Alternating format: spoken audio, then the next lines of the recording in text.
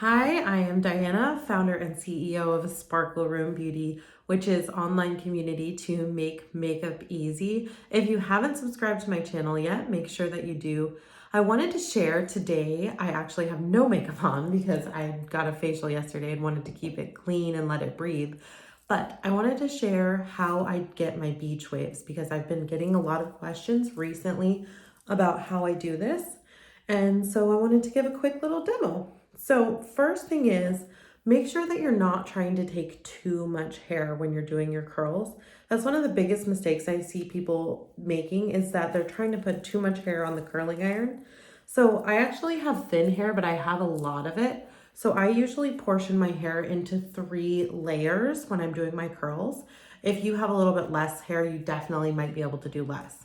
First thing I do once I get my layer down is I spray it with some hairspray. I live in a pretty humid place, so I need a heavy duty hairspray to get it to hold. That's one thing I learned right after I moved here, was like, whoa, you need a stronger hairspray, girl, to get your hair to hold. So next thing is, I actually love a curling wand for this. That's what I always use. And you want to do your first piece curled away from your face, okay? That's going to really allow your face to be highlighted. It looks the best. So I just wrap this around and then I leave the bottom portion out. That's what contributes to that beach wave look. And then I let go of this. Okay, I try to hold this actually there, and this is a huge mistake people make too. They don't hold their curl to let it cool. So I like to use a clip.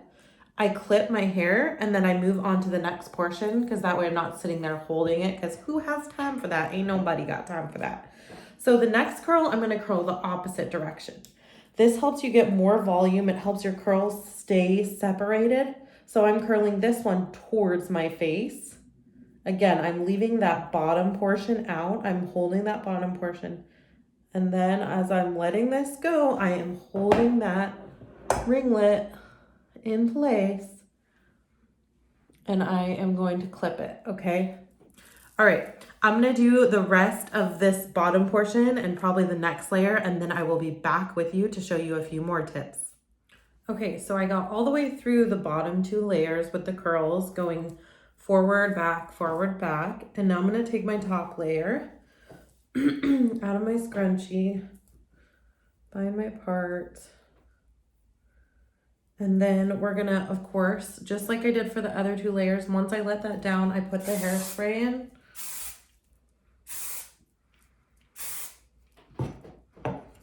Okay, and then I'm gonna go in and do my front piece here. This one is super important to do away from your face.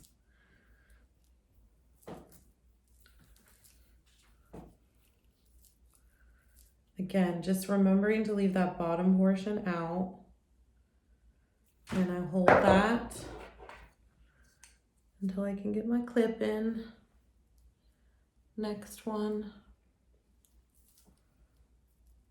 Same idea. See how I'm not taking a lot here though? Like, I think that's one of the mistakes people definitely make, is taking way too much hair, which is not going to turn out great for you. And I notice even like sometimes when I'm like, why isn't this curling? It's because I've taken too much hair. Shoot, I didn't hold it. So sometimes when I don't hold it like that, I'll either redo it or I will see if it's okay as is. But it definitely does turn out better if you can hold that curl and clip it and let it cool that way. This also helps with your curls staying for longer. So like, I love to curl my hair on day 1, like after I've washed my hair, because I usually wait 3 to 4 days between washes. And if you curl it day 1, then you get to take advantage of the curls for day 2 and day 3 and potentially for day 4. And so I like to do that, because who has time to curl their hair every day, y'all? That way you get a lot more bang for your buck. You get a lot more bang for your time if you do it on day 1. Okay. And one thing too, as I'm curling the rest here, so I'm going to do this front portion here, but one thing that makes it a lot easier to keep your curls intact for the following days is put dry shampoo in your hair at night and put your hair in a ponytail on the very top of your head, as high as you can get it, girl. Cheerleader style, like way up here, so that you, when you're like, even if you're laying on your back, your side, whatever, it's not getting disturbed because it's way up here. And if you lay like on the top of your head, then you're amazing and you must be a gymnast or something.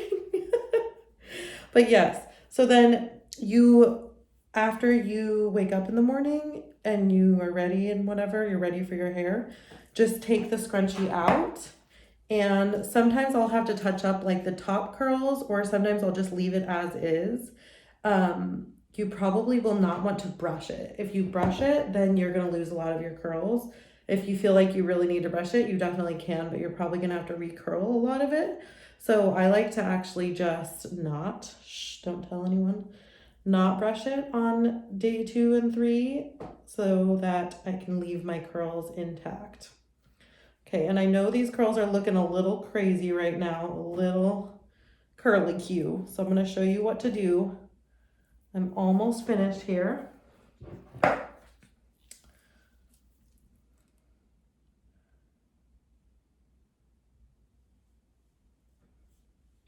right, so definitely try that out. Let me know if you try it. I would love to hear. Tag me at Sparkle Room Beauty, because that has made such a difference for me. It's so nice to not have to do my hair every day.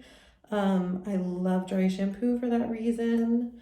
My favorite dry shampoo is the Aveda dry shampoo. It's so good. I feel like it's one of the only ones that actually like gets the oil out of my hair. And then one tip with dry shampoo is you actually want to like, it's best, you can still do it if you don't, but it's best to actually put it in like before it gets oily. So that's why I say put it in at night. And then that way in the morning, it has like absorbed the oil all through the night. And here's the other nice thing about that.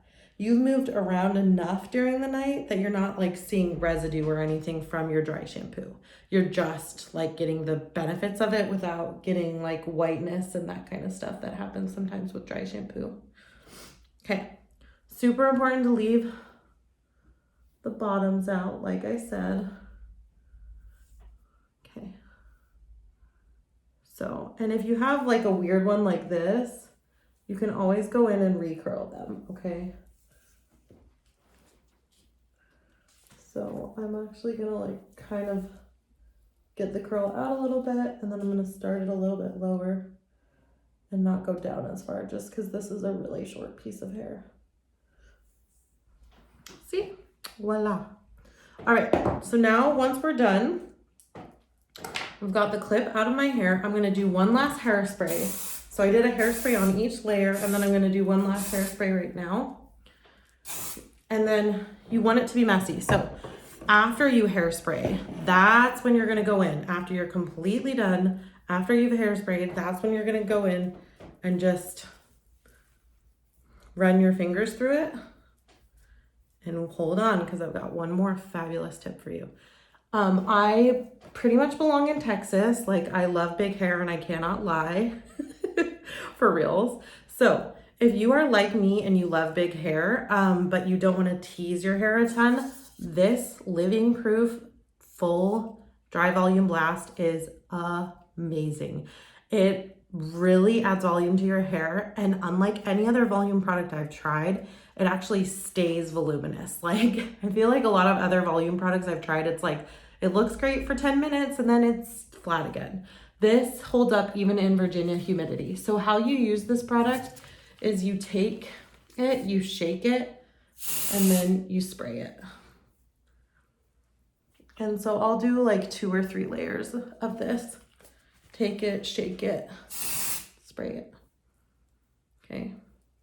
And you can also, if you're starting to feel like it's getting flat, you can also go back in, and if you kind of like tousle it like this, that almost like reactivates the product and it gets nice and fluffy again. So, easy tips to get fun hair like this. I hope you guys try them out. Let me know if you do. I would love to hear.